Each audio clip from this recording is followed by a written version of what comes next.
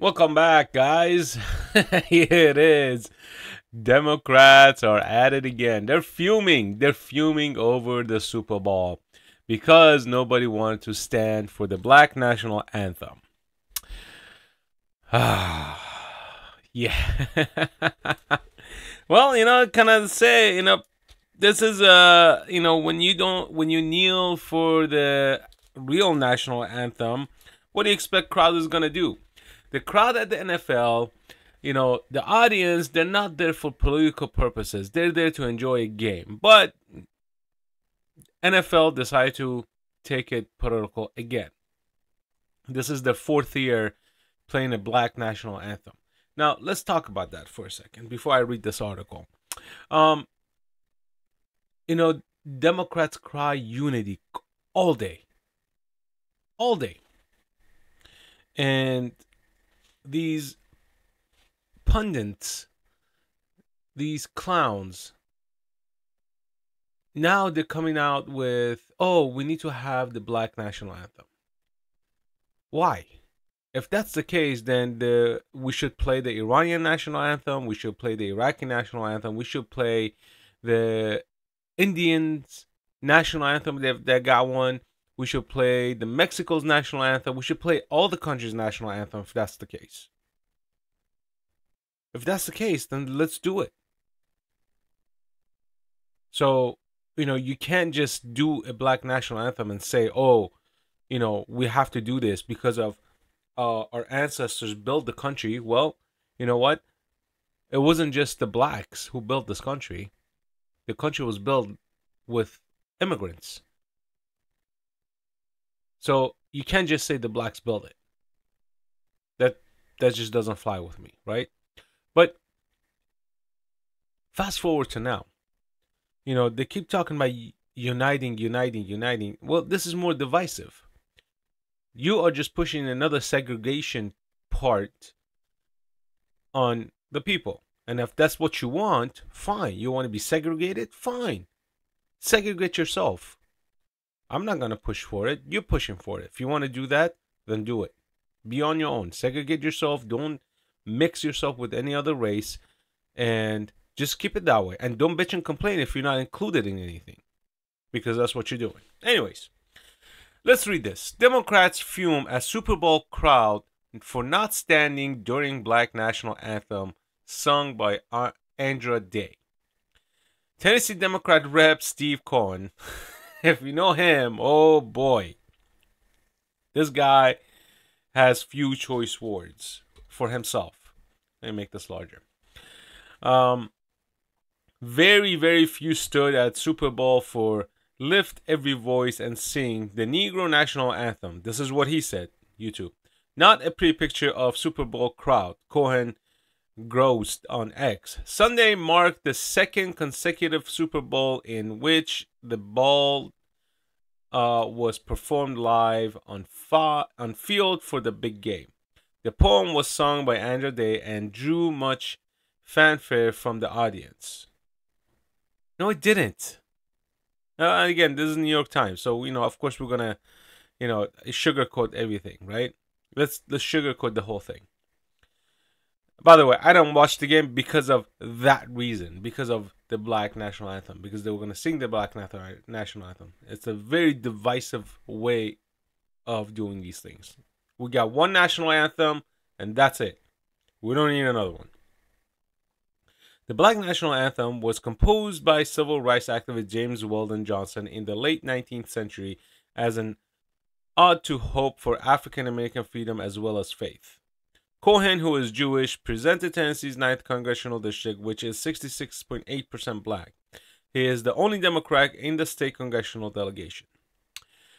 I stand for both, and in Memphis most do, Cohen replied when one ex-user criticized the use of the two national anthems. I honor our national anthem and respect it as representing our country and in our pride in it. However, if you look at the history and some of the verbiage, it does relate to slavery and not in questioning matter. No, it doesn't. Let's see what the tweet says. The American national anthem doesn't see color. Dems have been the front line in dividing this country with race wars. Very true. Very true. Very true. So he's doing it for votes. Clearly, he's doing it for votes. And, you know, this is why NFL is going to rank in a lot less viewership this year, too. Once the numbers are out, we're going to see less viewership for this year's NFL and next year's NFL and the following year. And if this keeps going, if this goes on, we're not going to have much of an NFL left. And that's going to affect the paycheck of the players. Because if you don't bring in crowd, if you don't bring in viewership, they can't pay you. They can't pay the players. You know, these are the players who make millions of dollars a year. But no viewership, no money. That's just how it works, right? Let's continue to read this. Prior to last year's Super Bowl, during which the NFL officially played the Haim live on the field before kickoff for the first time, the league had played the Black National Anthem at other games. For years, the NFL had been consumed by controversy over players kneeling during the national anthem, the Star-Spangled Banner.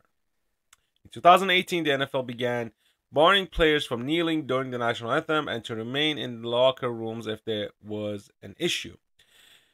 A bevy of black athletes, such as former San Francisco 49ers quarterback Colin Kaepernick, kneeled during the national anthem to protest the treatment of black Americans in the country, triggered backlash. Cohen has stoked controversy with his tweet about race relations in the past, including one nonsensical post in 2013, which reads, "Told African Americans tow driver my weak father DNA test not father reporter and attractive fallout he not aware of says you're black yo." What? I don't understand what the hell it was. I don't know what the hell that says. Anyways, yeah. So Democrats always engage in divisive policies, divisive thoughts. Nothing good ever has come out of them. So long as I lived here, that's all I've seen. Pandering to their base and to further divide conservatives from liberals, Democrats from Republicans, independents from Republicans and independents from Democrats, or whatever. That's what they do. They will tailor to 1% and they forget about the rest, and they make the rest feel shameful about what they're doing.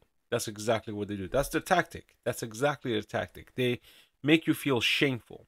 And the only way to tackle that is not to feel shameful, right? You do what you think is right for you and your family. And if somebody says otherwise, well, you know what? You're living your life the way you want to live, not the way they want you to live, right? That's the whole point of the freedom. You live your life the way you want to live your life. As long as no one's forcing you to change your ways and to live your life the way they want you to live your life, then everyone's good. I don't give a damn what people do or how they live their life. Don't push it on me. I don't want to live the way you live. I want to live the way I want to live. I have no problem with that. If you want to paint your face every day and come out and look like a clown, that's your choice. I'm not going to tell you otherwise. But don't come and bitch and complaining saying, hey, I can't find a job because I paint my face every day. That's your choice. You make a choice, you deal with the consequences. That's just how life is. You want to get tattoos all over your face? That's your choice. No one's going to stop you. You paying somebody to do it for you, they'll gladly do it for you. But you can't go back and, return it. That's a life decision. And if that's going to stop you from getting a job or having a good life, you made the choice. No one else should be on the hook for the choices you made. That's it. And that goes for your clothing too. Anything you do. So, anyways, leave your comments down below. Let me know what you think. Peace out.